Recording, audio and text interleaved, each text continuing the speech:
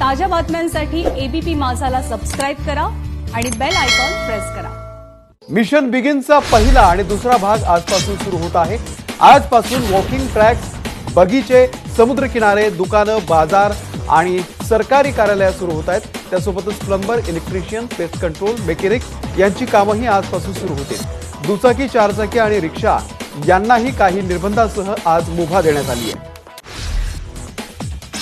राज्य सरकारने mission begin again अंतर्गत जारी केलेल्या काही नियमांमध्ये बदल झालेले आहेत, ज्यामध्ये एमएमआर रिजनमध्ये प्रवासासाठी पासची गरज नाही अशी माहिती सरकारकडून देण्यात आली आहे। शिवाय 10% कर्मचाऱ्यांच्या उपस्थितीमध्ये 8 जून पासून खासगी कार्यालय सुरू करण्यास परवानगी देण्यात आली आहे। अनलॉक 1 मध्ये 10% कर्मचाऱ्यांच्या उपस्थितीमध्ये खासगी कंपन्या सुरू करण्याची मुभा दिल्यानंतर सदर कंपन्या आता सुरू होत आहेत। डोंबिवलीच्या एमआयडीसी मध्ये राज्य शासनाने घालून दिलेल्या सर्व अटी आणि शर्तींनुसार कंपन्या सुरू झालेल्या आहेत। कर्मचाऱ्यांना मास्क, फेस शील्ड हे वापरणं बंधनकारक करण्यात आलं आहे। पुण्यातील प्रसिद्ध तुळशीबाग अखेर सुरू झालेली आहे आणि या तुळशीबागेमधील दुकानं आज सकाळी 10 वाजल्यापासून उघडणार आहेत। पुणे पालिकेकडून तुळशीबागमधील व्यावसायिकांना सम आणि विषम तारखांनुसार दुकानं उघडण्याची परवानगी देण्यात आली आहे।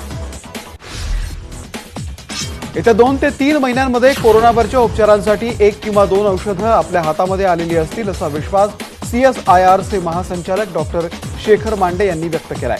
टाटा आणि रिलायन्स या 2 कंपन्यांच्या सहकार्यानं टेस्टिंग किटची 2 नवी मॉडेल विकसित करण्यात आलेली आहेत। ती मॉडेल्स लवकरच बाजारामध्ये येतील, त्यामुळे कोरोनाची चाचणी स्वस्त होईल असंही मांडे यांनी म्हटलंय। काल दिवसभरामध्ये देशातली कोरोनाग्रस्तांची आतापर्यंतची सर्वात जास्त संख्या नोंदवण्यात आली। एकाच दिवशी 9304 रुग्ण आढळून आलेले आहेत। आता देशामध्ये कोरोनाबाधितांची संख्या 2,16,916 इतकी करण्यात आली आहे। 6,075 जणांचा आतापर्यंत मृत्यू झालेला आहे, तर आतापर्यंत 1,04,106 रुग्णांनी कोरोनावरती मात केली आहे। महाराष्ट्रामध्ये काल दिवसभरामध्ये 1,352 रुग्ण कोरोनातून बरे होऊन घरी परतले, पण चिंतेची बाब म्हणजे दिवसभरामध्ये 2,933 कोरोनाबाधित रुग्णांची नोंद झाली। त्यामुळे राज्यामधला कोरोनाबाधित रुग्णांचा आकडा 77,793 वरती पोहोचलाय। त्यापैकी 33,681 रुग्ण हे कोरोनातून बरे झालेले आहेत। त्यामुळे महाराष्ट्रात अजूनही 41,392 रुग्ण आहेत। मुंबईमध्ये काल दिवसभरामध्ये 1,439 रुग्णांची कोरोना चाचणी पॉझिटिव्ह आली। त्यामुळे मुंबईमधल्या आतापर्यंतच्या कोरोनाबाधित रुग्णांची संख्या 44,931 झाली आहे। त्यापैकी 18,096 रुग्ण कोरोनातून बरे झालेत। मुंबईमध्ये सध्या 25,000 रुग्ण आहेत। ठाण्यामध्ये 4,771 रुग्ण हे कोरोनातून बरे झालेले आहेत। त्यामुळे ठाण्यामध्ये कोरोनाबाधित रुग्ण बरे होण्याचं प्रमाण आता 50.31% झालंय। ठाणे जिल्ह्यामध्ये आतापर्यंत 9,484 कोरोनाबाधित रुग्णांची नोंद झाली आहे, तर ठाणे जिल्ह्यामध्ये 309 रुग्णांचा कोरोनामुळे मृत्यू झालाय। कल्याण डोंबिवली महानगरपालिका क्षेत्रामध्ये 47 कोरोनाबाधित रुग्णांची आणखी नोंद झाली। त्यामुळे कल्याण डोंबिवलीमध्ये कोरोनाबाधित रुग्णांची एकूण संख्या आता 1,322 झाली आहे। बदलापूरमध्ये कोरोनाचे 4 रुग्ण आढळून आलेले आहेत। भिवंडी शहर आणि ग्रामीण भागामध्ये मिळून आणखी 26 कोरोनाबाधित रुग्ण आढळून आलेले आहेत। त्यामुळे शहरामध्ये 214 आणि ग्रामीण भागामध्ये 131 रुग्ण असे मिळून भिवंडी तालुक्यामध्ये रुग्णांची संख्या 345 झाली आहे। काल दिवसभरामध्ये पुण्यामध्ये 243 जणांचा कोरोना चाचणी अहवाल पॉझिटिव्ह आलाय, तर 13 कोरोनाबाधितांचा मृत्यू झालाय। पुण्यामध्ये कोरोनाग्रस्तांची संख्या 8,717 इतकी झालेली आहे। आतापर्यंत 5,412 रुग्णांना उपचारानंतर घरी सोडण्यात आलंय। पिंपरी चिंचवड शहरामध्ये काल दिवसभरामध्ये 58 रुग्णांना कोरोनाची लागण झाल्याचं दिसून आलं। त्यामुळे पिंपरी चिंचवडमधल्या रुग्णांची एकूण संख्या 634 झाली। त्यापैकी 366 रुग्ण कोरोनातून बरे झालेत। पिंपरी चिंचवडमध्ये आतापर्यंत 27 रुग्णांचा कोरोनामुळे मृत्यू झालाय। नाशिकमध्ये काल 14 आणखी कोरोनाबाधित रुग्ण आढळून आले। त्यामध्ये मालेगावच्या 8, औजरच्या 1, येवल्याच्या 1 आणि इतर भागातल्या 4 रुग्णांचा समावेश आहे। नाशिक जिल्ह्यातल्या कोरोनाबाधितांची संख्या 1,370 झाली आहे। त्यापैकी 902 बरे झालेत। नाशिक जिल्ह्यामध्ये 386 रुग्णांवरती अजूनही उपचार सुरू आहेत। औरंगाबाद जिल्ह्यामध्ये काल दिवसभरामध्ये 65 रुग्णांची भर पडली, त्यामुळे जिल्ह्यातील कोरोनाबाधितांची संख्या 1769 झालेली आहे. औरंगाबादमध्ये आतापर्यंत 92 कोरोनाबाधितांचा मृत्यू झालाय, तर 1126 जण उपचारामधून बरे झालेले आहेत. सोलापुरात काल दिवसभरामध्ये 64 कोरोनाबाधितांची नोंद झाली, तर 5 जणांनी प्राण गमावले. आतापर्यंत सोलापूर जिल्ह्यामध्ये एकूण 1144 जणांनी कोरोनाची बाधा झालेली आहे, तर 99 जणांचा कोरोनामुळे मृत्यू झाला आहे. धुळ्यामध्ये 18 कोरोनाग्रस्त आढळून आलेले आहेत. धुळ्यातील कोरोनाग्रस्तांची संख्या आता 191 झाली आहे. धुळे शहरातील 12 तर बाकीचे रुग्ण ग्रामीण भागातील आहेत. उस्मानाबाद जिल्ह्यामध्ये कोरोनाग्रस्तांच्या आकड्यानं 100 ओलांडलेली आहे. काल दिवसभरामध्ये 10 रुग्ण आढळून आले. यामध्ये उस्मानाबादच्या 7, कळंब तालुक्यातील 2 आणि भूममधील एका रुग्णाचा समावेश आहे. महाराष्ट्रामध्ये अजूनही 1,500हून अधिक कोरोनाबाधित पोलिसांवरती रुग्णालयामध्ये उपचार सुरू आहेत. त्यामध्ये 191 अधिकाऱ्यांचा समावेश आहे. राज्यामध्ये आतापर्यंत 30 पोलीस कर्मचाऱ्यांचा कोरोनामुळे मृत्यू झालाय. त्यासोबतच राज्यामध्ये आतापर्यंत 1,000हून अधिक पोलीस कर्मचारी कोरोनातून बरे झाले. मुख्यमंत्री उद्धव ठाकरे आणि अलिबागच्या दौऱ्यावरती आहेत.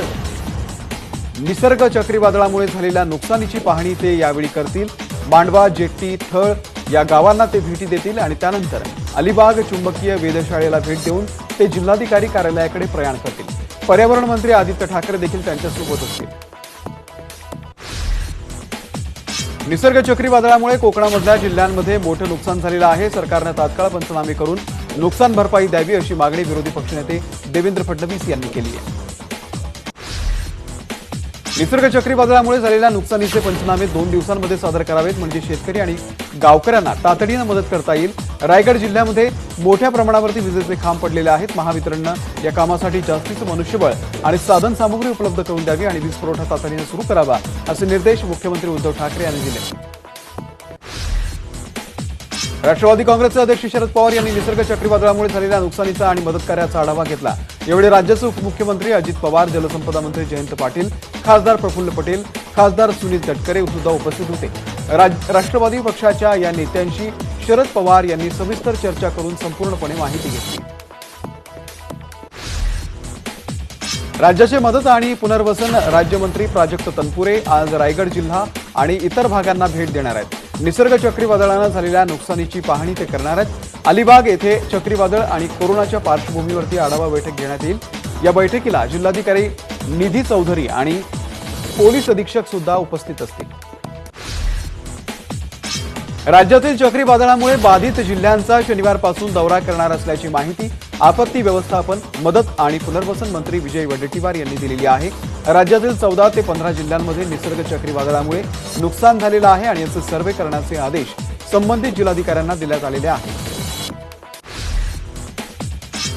कोरोना संसर्गाच्या पार्श्वभूमीवरती सुरू करण्यात आलेल्या पंतप्रधान नागरिक सहायता निधीमध्ये म्हणजेच पीएम केअर फंडामध्ये जमा झालेल्या रकमेचा तपशील सादर करण्याबाबत भूमिका स्पष्ट करण्याचे निर्देश मुंबई उच्च न्यायालयानं केंद्र सरकारला दिले.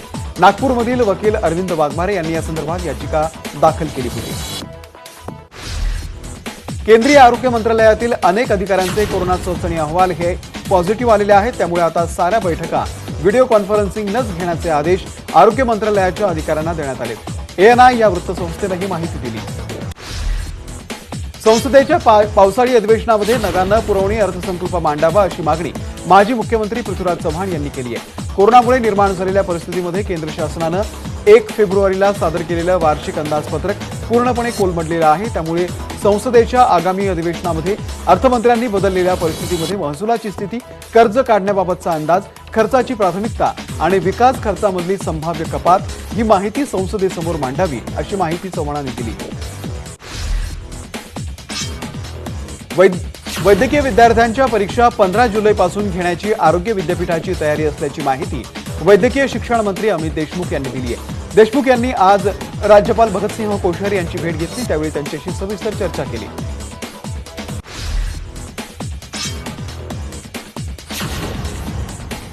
मॉलमध्ये वाईन शॉप असलेल्या दुकानदारांना देखील ऑनलाईन होम डिलिव्हरी पद्धतीनं मद्य विक्री करण्यास परवानगी देण्यात आली आहे. अशी मागणी करणारी याचिका आता मुंबई उच्च न्यायालयामध्ये दाखल करण्यात आलेली आहे. दक्षिण मुंबईमधल्या एका दुकानदारानं ही याचिका दाखल केलेली आहे. त्याची दखल घेऊन उच्च न्यायालयानं राज्य सरकार आणि पालिका प्रशासनाला त्यावरती उत्तर सादर करण्याचे निर्देश दिले. मृतदेहा शेजारीच कोरोना रुग्णांवरती उपचार केल्याप्रकरणी भूमिका स्पष्ट करा असे निर्देश मुंबई उच्च न्यायालयानं राज्य सरकार आणि मुंबई महानगरपालिकेला दिले आहेत. भाजप नेते आशिष शेलार यांनी या संदर्भातली याचिका दाखल केली होती. मुंबईमध्ये कोरोनावरच्या संकटा काळामध्ये वारंवार सूचना देऊनही अनुपस्थित राहणाऱ्या कर्मचाऱ्यांबाबत आयुक्तांनी कठोर धोरण अवलंबलेलं आहे. अनुपस्थितीमध्ये कर्मचाऱ्यांना तातडीनं कामावरती हजर होण्याचे अंतिम आवाहन आता त्यांनी केलेलं आहे. जे कर्मचारी 72 तासामध्ये हजर होणार नाही त्यांच्यावरती बडतर्फीची कारवाई करण्यात येईल असं सुद्धा त्यांनी सांगितलं. आशा गटप्रवर्तक आणि अर्धवेळ स्त्री परिचारिकांना प्रोत्साहनपर प्रत्येकी 1000 रुपये मिळणार असल्याची माहिती ग्रामविकास मंत्री हसन मुश्रीफ यांनी दिली आहे. कोरोनाचा प्रादुर्भाव रोखण्यासाठी गावागावांमध्ये काम करणाऱ्या आशा वर्कर्स दिवस रात्र मेहनत घेत आहेत. त्यांच्या कामाची दखल घेऊन त्यांना प्रोत्साहन देण्यासाठी ही रक्कम देण्यात येणार आहे. राज्यातील मुदत संपलेल्या 1566 इतक्या ग्रामपंचायतींवरती प्रशासक नेमण्याचा निर्णय नुकताच झालेल्या मंत्रिमंडळाच्या बैठकीत घेण्यात आला अशी माहिती ग्रामविकास मंत्री हसन मुश्रीफ यांनी दिली आहे. या संदर्भामध्ये ग्रामपंचायत कायद्यामध्ये आवश्यक दुरुस्ती करण्यासाठी अध्यादेश काढण्यास मंत्रिमंडळानं मान्यता दिलेली असून राज्यपालांकडे तशी शिफारस करण्यात आल्याचं देखील मुश्रीफ यांनी सांगितलंय. काँग्रेसचे नेते आणि सार्वजनिक बांधकाम मंत्री अशोक चव्हाण यांनी कोरोनावरती मात केली. त्यांना मुंबईमधल्या लीलावती रुग्णालयामधून आता घरी पाठवण्यात आलंय. चव्हाण यांना 25 मे रोजी लीलावती रुग्णालयामध्ये उपचारासाठी दाखल करण्यात आलं होतं. लॉकडाऊनमुळे अर्थव्यवस्थेचं मोठं नुकसान झाल्याचं बजाज ऑटोचे व्यवस्थापकीय संचालक राजीव बजाज यांनी सांगितलंय. काँग्रेसचे माजी अध्यक्ष आणि खासदार राहुल गांधी यांच्याशी संवाद साधताना राजीव बजाज यांनी आपली परखड भूमिका मांडली, आपली मतं मांडली. अर्थव्यवस्था संकटामध्ये सापडल्यामुळे नागरिकांमध्ये भीतीचं वातावरण असल्याचं देखील बजाज यांनी म्हटलंय. लॉकडाऊनचा सर्वाधिक फटका कोट्यवधी मजुरांना बसल्याचं देखील बजाज यांनी म्हटलंय. केंद्र सरकारच्या वंदे भारत अभियानाच्या अंतर्गत परदेशामध्ये अडकलेल्या 4000 नागरिकांना आतापर्यंत महाराष्ट्रामध्ये आणण्यात आलेलं आहे. कोरोनामुळे जवळपास 19 देशांमध्ये अडकलेले नागरिक हे 30 फ्लाईट्सनी भारतामध्ये दाखल झालेले आहेत. भारतात परतलेल्या या नागरिकांना क्वारंटाईन करण्यात आलंय. कर्जबुडव्या विजय मल्ल्याला कधीही भारतामध्ये आणलं जाण्याची शक्यता आहे. विजय मल्ल्याच्या प्रत्यर्पणासाठी ब्रिटनसोबतची प्रक्रिया पूर्ण झाल्याची माहिती IANS या वृत्तसंस्थेच्या हवाल्यानं मिळालेली आहे. त्यामुळे मल्ल्याला कधीही भारतात आणलं जाऊ शकतं. तबलिगी जमातीच्या 960 परदेशी नागरिकांना भारतामध्ये पुणे आणण्यावरती 10 वर्षांची बंदी घालण्यात आली आहे. दिल्ली क्राईम ब्रांचनं दिलेल्या माहितीनुसार या सर्व नागरिकांकडून नवी दिल्लीमधल्या मरकज कार्यक्रमाच्या वेळी व्हिसा नियमाचं उल्लंघन करण्यात आलं होतं.